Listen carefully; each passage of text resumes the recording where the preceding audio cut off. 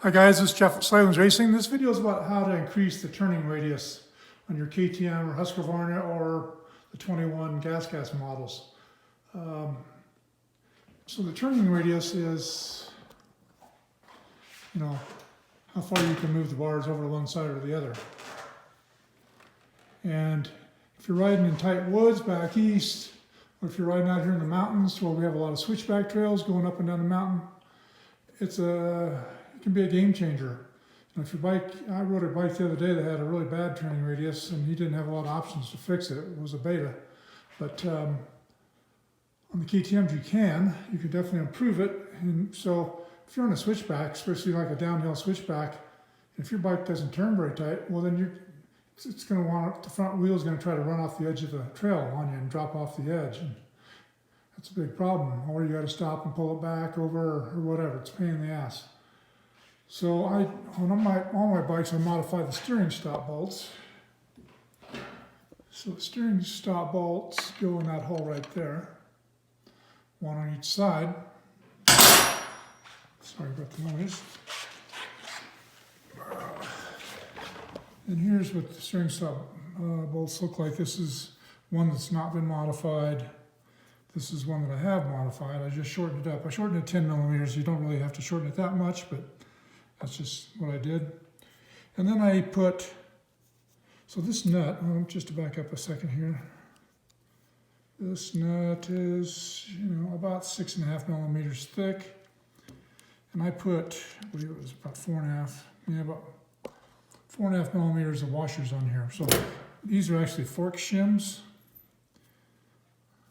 They're 8 millimeter ID and 11 millimeter OD. They just make a real clean setup because they don't protrude out past the head of the bolt much. They look real clean. You can do it with a regular washer.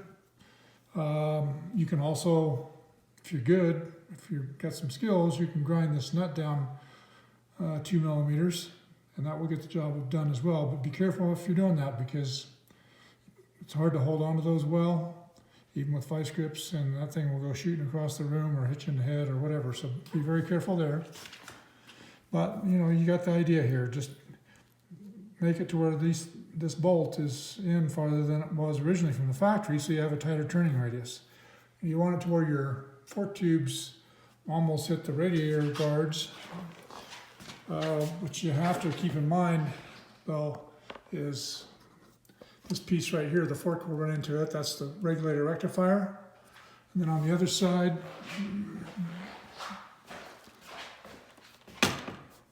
there's this plastic bracket that holds the wiring loom. You don't want to damage that. That's a nice clean piece. But the fork, that's what it bangs into, is that. And on the other side, the regulator rectifier. So that's all there is to it, guys. Just shorten that up, put them back in, use some red Loctite. Now if you have, I almost forgot here, if you have a steering stabilizer, like a Scott steering stabilizer, you have to do this a little bit differently. You can't make it quite as tight because otherwise the stop will be the arm inside the damper. It will hit the arm will hit the body of the inside of the damper first, and over time that will destroy the damper. So make sure your damper is not the stop. I've seen guys take the bolts completely out and just have the damper as the stop, and well, I can guarantee you that's going to be expensive later down the road. So don't do that. But if you're not running a damper, you can easily do this little trick and makes your riding a lot more enjoyable if you're riding tight stuff. That's all for now, guys. Get out and ride.